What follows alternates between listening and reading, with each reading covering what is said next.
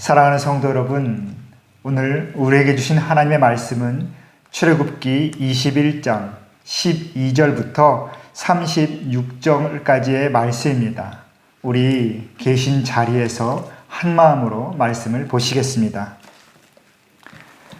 사람을 쳐 죽인 자는 반드시 죽일 것이나 만일 사람이 고의적으로 한 것이 아니라 나 하나님이 사람을 그의 손에 넘긴 것이면 내가 그를 위하여 한 곳을 정하리니 그 사람이 그리로 도망할 것이며 사람이 그의 이웃을 고의로 죽였으면 너는 그를 내 제단에서라도 잡아내려 죽일지니라.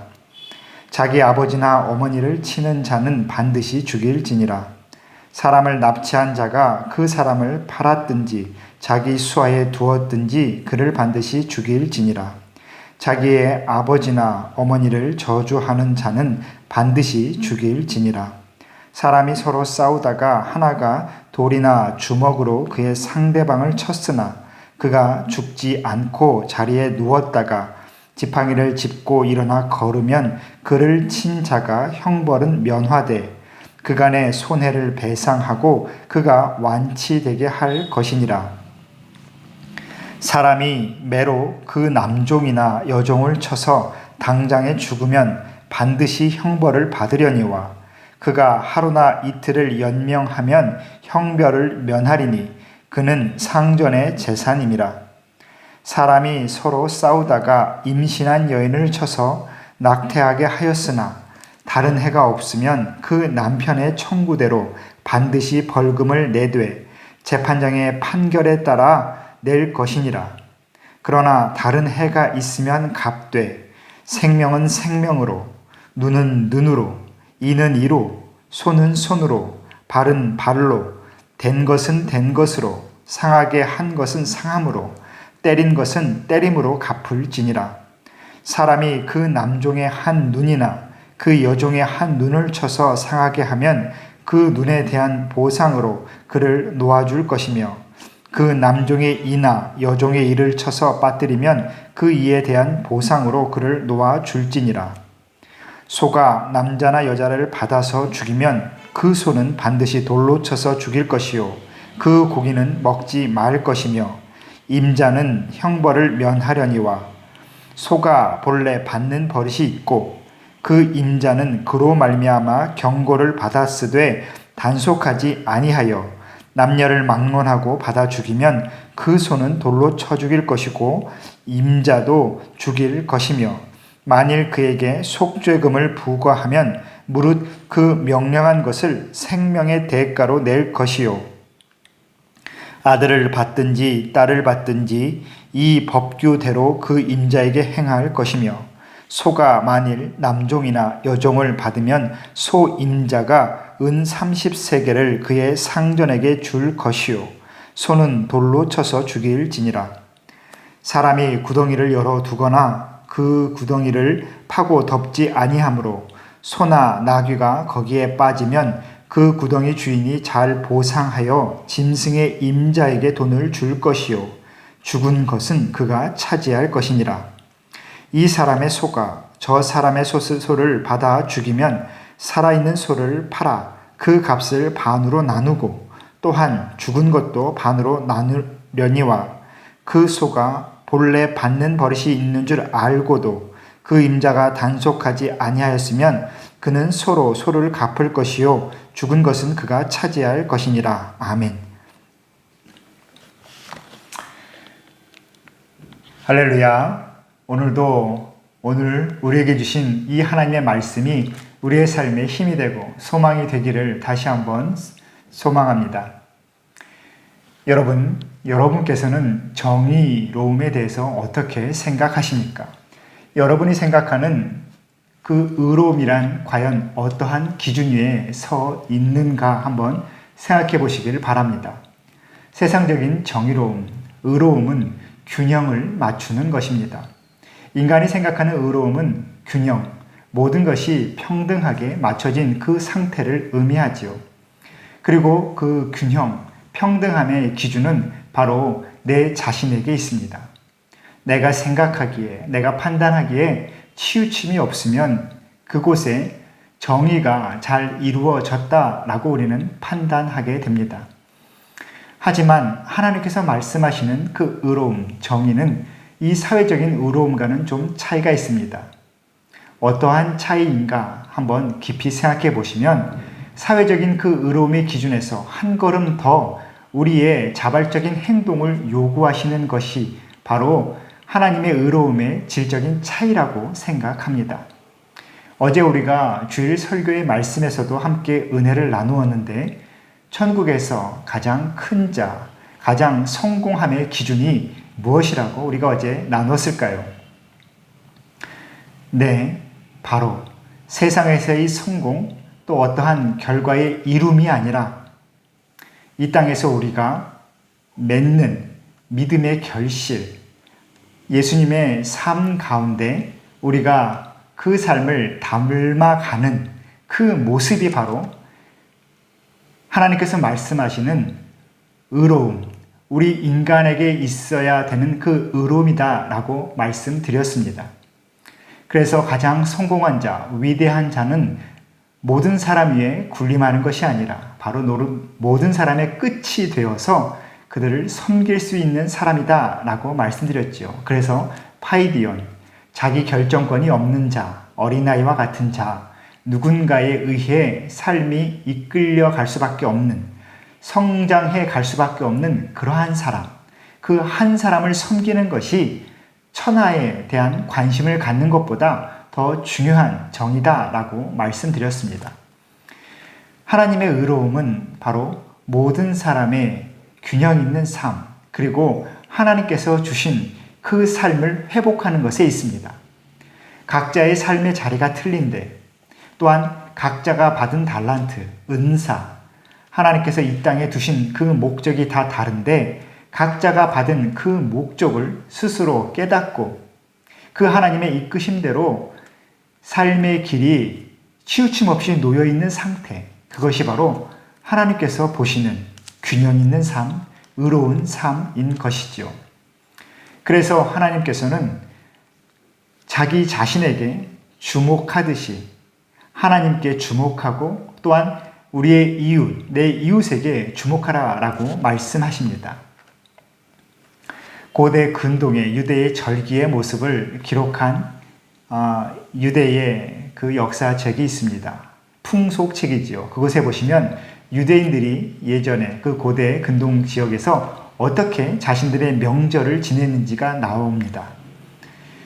명절을 축하하면서 또 요즘으로 말하면 파티, 잔치를 지내면서 부유한 집의 아이들이 거리에 나와서 그 축제에 참여할 때는 자신의 집에 일하는 노예나 하인, 가면 가난한 사람들의 집에 가서 그 집의 아이의 그 허름한 옷을 빌려다가 입고 거리 축제에 나갈 수 있었다라고 합니다. 자신의 부유함대로, 자신의 가진 것대로 화려한 옷을 입고 거리 축제를 나가는 것이 아니라 가난한 사람의 집에 그 옷, 허름한 옷을 입고 나가야 된다라는 것이죠. 왜 그러느냐? 축제의 자리에서 모두가 즐거움을 누리는 자리에서 어떠한 차별됨과 구별됨도 없게 하기 위하여 그렇게 유대인들은 스스로 자신들의 명절을 지켰다고 합니다. 균형을 갖는 것, 치우침이 없는 것, 그것이 바로 하나님께서 이 땅에 펼치시고자 하시는 진정한 의로움이라는 것, 우리가 다시 한번 기억해야 되겠습니다. 오늘 우리가 길게 본 이 출애굽기 21장의 말씀, 바로 사람 사이의 관계, 또한 이 땅에서의 모든 관계 가운데 상해를 입으면 어떻게 처벌해야 되는가, 어떻게 그 의로움의 기준을 잡아야 되는가에 대한 그 규칙에 대한 그 본문이 바로 오늘 말씀입니다. 굉장히 길기도 하고 자세합니다. 정말 일목요연하게 정리한 것 이상으로 하나하나 세심하게 각종 상황을 짚어내고 있지요. 이 말씀을 보시면서 아니 이렇게까지, 또 이 말씀이 굳이 이렇게까지 기록해서 우리에게 전해져야 되는 말씀인가 라고 생각할 수도 있을 것입니다. 하지만 오늘 말씀 보시면서 이렇게 생각하셔야 합니다.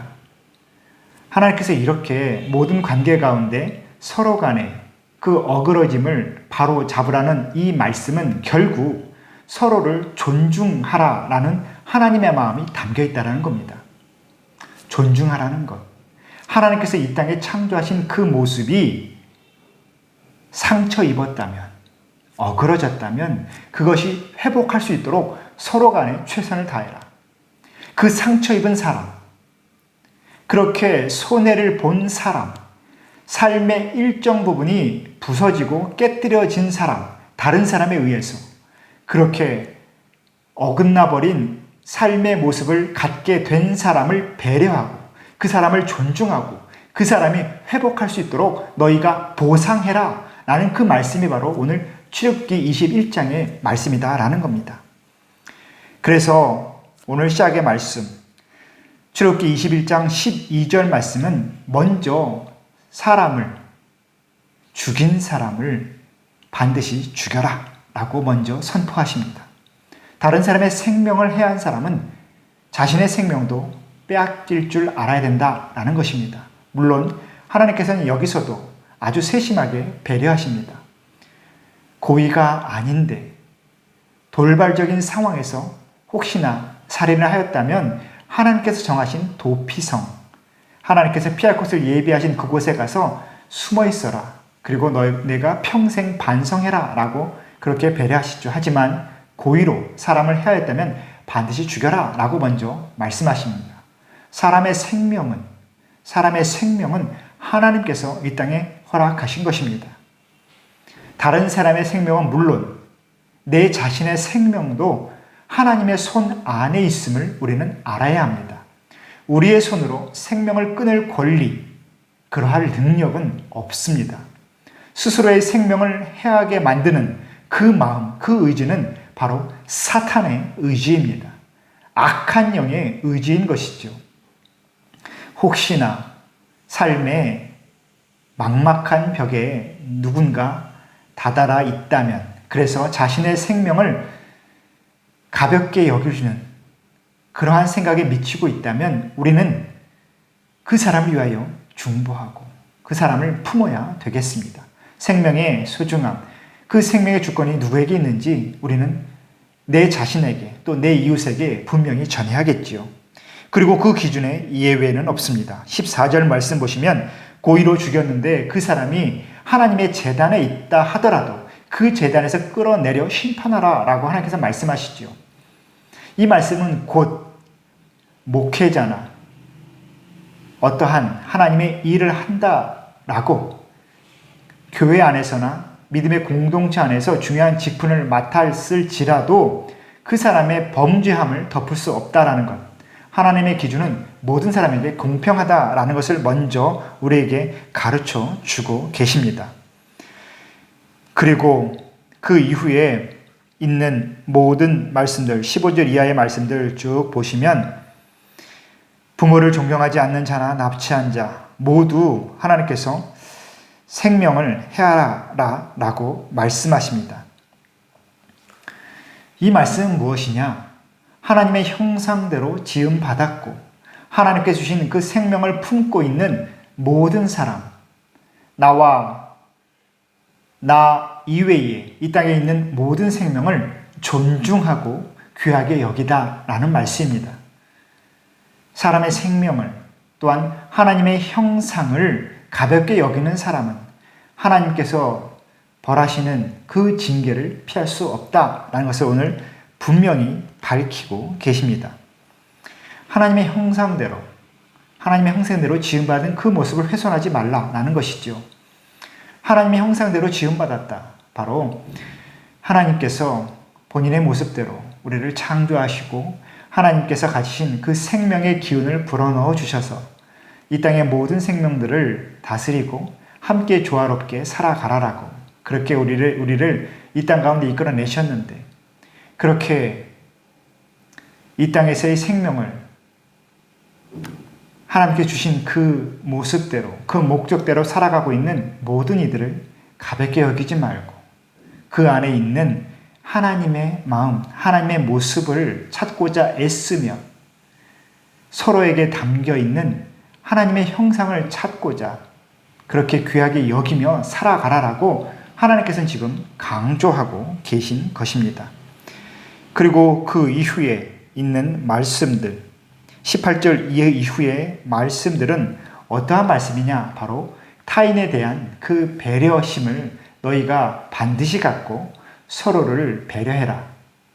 서로의 삶을 인정하고 서로의 삶이 비록 나와는 다르지만 그 사람도 하나님께 자신만의 삶을 받았음을 인정하고 그 사람의 삶을 존중하며 그 사람이 자신의 삶을 충실하게 살아갈 수 있도록 배려하라라는 말씀을 바로 18절 이후에 하나님께서는 우리에게 율법으로 정해주고 계신 것입니다. 상대방을 다치게 하는 모든 것, 또한 주인과 종의 관계에서도, 또한 가축이 지나가는 사람을 해하는 모든 상황 가운데서도 하나님께서는 그 삶이 훼손당함을 너희가 간과하지 말고 가볍게 여기지 말고 다른 사람의 삶을 침범했다면 그 사람의 삶이 회복될 수 있도록 배려하고 그 사람을 도우라라고 지금 말씀하고 계십니다. 그리고 23절에서 25절 말씀 보시면 우리는 이 말씀을 동해보상법이라고 그렇게 이름 붙입니다. 뭐냐면 내가 피해를 입은 만큼 그대로 갚으라라는 것이죠. 그런데 이 말씀을 굉장히 잔인하게 해석하고 적용하라라는 것은 이 말씀에 정말 반만 아는 것입니다. 사실 이 동해보상법이 선포된 이 당시의 상황은 사회적 지위로 인하여 자신보다 힘이 약한 사람을 얼마든지 억압할 수 있는 상황이었습니다. 그러한 사회의 풍습이 있었다라는 것이죠. 내가 좀 더 부유하거나 높은 신분이라면, 내가 권력을 가졌다라면, 이스라엘뿐만이 아니라 그 당시에 모든 이방 나라들이 행하는 그 법은 자신이 가진 권력대로 자신이 입은 손해를 갚을 수가 있었습니다. 작은 손해를 내가 받더라도 내가 힘이 있다면 그 이상으로 상대방에게 해를 가할 수 있는 시대였다라는 겁니다. 그랬을 때에 하나님께서는 이 말씀을 선포하시는 것이죠. 내가 손해 입은 만큼만 다른 사람에게 보상받아라 라는 것입니다. 이것이 사실 동해보상법에 담긴 하나님의 사랑, 배려입니다. 하나님께서는 어느 누구의 삶도 소홀하게 여기지 아니하십니다. 그 자체로 존중하시지요. 그리고 이 안에는 비록 종이라 하여도 노예라 하여도 하나님께서는 끝까지 그 삶을 놓지 않으신다라는 것, 우리는 그것도 그 의미도 찾아낼 수 있어야 합니다. 우리가 36절까지 쭉 보는 이 모든 계명들, 규칙에 담긴 하나님의 마음을 바로 하나님의 배려로 받아들일 수 있다면 우리는 진정으로 하나님의 의로움을 하나하나 조금씩 이해해가고 있다라고 그렇게 여길 수 있습니다. 하나님께서는 결국 서로의 그 모습, 그 생명, 하나님의 형상대로 지음받은 나와 나의 이웃을 귀하게 여기는 마음을 가져라 라고 오늘 우리에게 말씀을 전하고 계십니다. 그리고 그 사람이 삶이 훼손당했다면, 그 사람의 삶이 상처 입었다면 너희는 간과하지 말고 보상해라. 그리고 그 사람이 회복할 수 있도록 힘을 보태라 라고 말씀하십니다. 고린도후서 9장에 기록된 헌금에 관한 말씀도 동일하지요. 교회 안에서 우리가 물질적인 풍요로움을 나누는 것, 그것은 결국 서로가 균형 있게 또 함께 살아가기 위한 믿음의 공동체의 올바른 도리인 것입니다. 그것을 위하여 우리는 헌금을 하고 또 선교지를 후원하고 또 이 땅의 영혼들을 위하여 그렇게 도움의 손길을 펼치고 있는 것이지요. 그리고 이렇게 사람 사이의 모든 관계의 기본, 그 기본은 우리 주님께서 이후에 에베소서 5장과 6장, 골로새서 3장에 우리에게 이렇게 말씀하십니다. 인간관계의 기본, 물론 이 에베소서 5장과 6장, 골로새서 3장에는 남자와 여자, 종의 이러한 가족관계에 대해서 말씀하고 있는 본문이지만 사실 하나님께서 그 모든 그 인간관계의 중심에 제시하시는 그 기본은 바로 죽게 하듯 서로를 대하라 라는 말씀입니다. 에베소서 5장 22절, 또한 에베소서 6장 7절, 고린도서 3장 23절 보시면 아내가 또한 종이 해야 되는 삶의 태도를 말씀하시지만 그것은 반드시 누구에게 복종하고 누구에게 전적으로 삶을 투신하라 라는 뜻이 아닙니다. 하나님의 질서 가운데 하나님께서 이 땅에 자리에 맞게 두신 그 역할과 그 모습대로 자신의 삶에 충실하며 서로를 대할 때에 어떻게 하라? 바로 죽게 하듯 대하라. 누구의 삶도 누구의 생명도 그렇게 소홀히 여기지 말고 나 외에 다른 사람의 삶을 가볍다 여기지 말고 그 삶을 귀하게 여기고 오직 주님께 하듯 그렇게 대하라 라고 하시는 것이 바로 하나님께서 우리에게 주시고자 하시는 관계의 기본입니다. 그래서 우리 주님께서 하나님께 주신 계명을 단 2가지의 계명으로 우리에게 말씀하지 않으셨습니까? 너희가 하나님을 사랑하고 네 이웃을 사랑하라. 하나님께 속한 삶을 살아가며 또한 네 이웃과 함께 그 삶을 풍요롭게 살아가라 라고 말씀하신 것이 우리 주님의 마음입니다.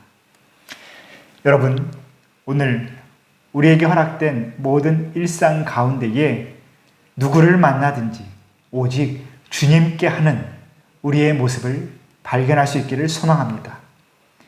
주님께 하듯 내 자신이 모든 사람을 귀하게 여긴다면 이 세상에 없는 하나님 나라의 그 의로움을 우리가 드러낼 수 있을 것입니다.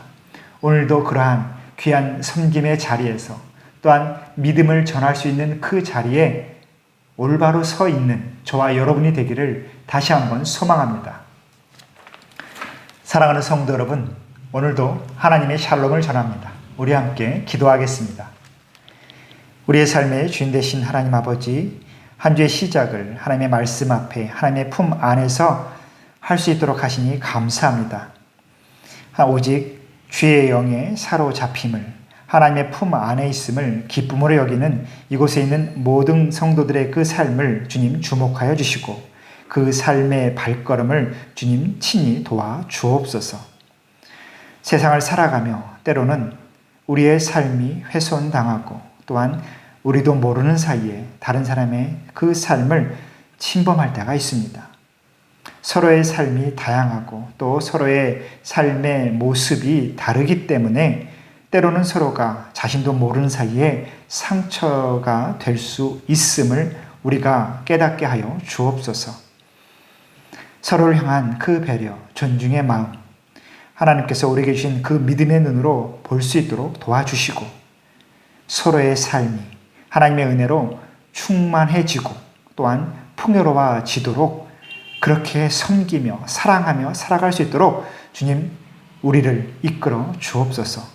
오늘도 자신에게 허락된 모든 일상의 자리에서 모든 이들을 주님께 하듯 그렇게 대하기로 결단하는 이곳에 있는 모든 성도들을 주님께서 이끌어 주시기를 간절히 소망할 때에 예수님의 이름으로 기도합니다. 아멘.